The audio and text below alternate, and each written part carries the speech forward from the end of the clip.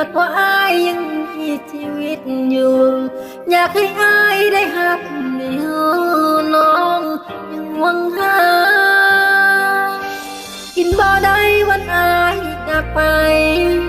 น้ำตาไหลย้ำคิดโหนนาได้แต่ถามกับสายลมว่าอายไปอยู่ไส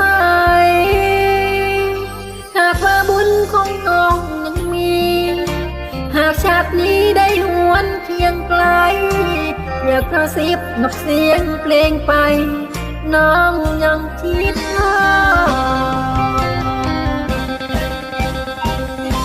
เมียเก่าคนนี้นั้นทุกวันยังคิดหมดเก่ายังคือเก่า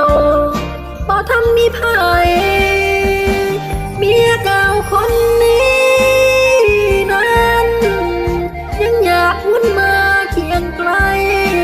แม้ว่าอายเคยรังแกใจให้มีน้ำตาหากว่าอายได้ฟังเพลงนี้หากว่าอายยังหายใจอยู่อยากให้อายได้หักได้รู้น้องยังคือเก่า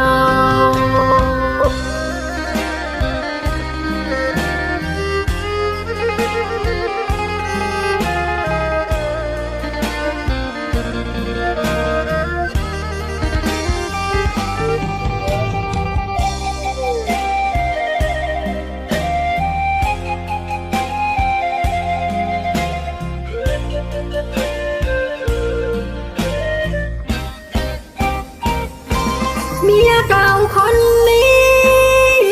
นั้นทุกวันยังคิดโอดเจ้ายังคือเก่าบ่ทันมีภัยเมียเก่าคนนี้นั้นคิดอยากวนมาเคียงไกลไม่ว่าอายเคยรังแกใจให้มีน้ำตาหากว่าอายได้ฟังเพลงนี้หากว่าอายยังหายใจอยู่อยากให้อายได้หับได้รู้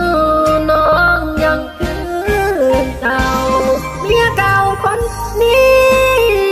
นั้นทุกวันยังคิดโอดเจ้ายังคือเก่าบ่ทันมีภัยเมียเก่าคนนี้นั้นยังอยากวนมาเคียงไกลแม้ว่าอายเคยรังแกใจให้มีน้ำตาแม้ว่าอายเคยรั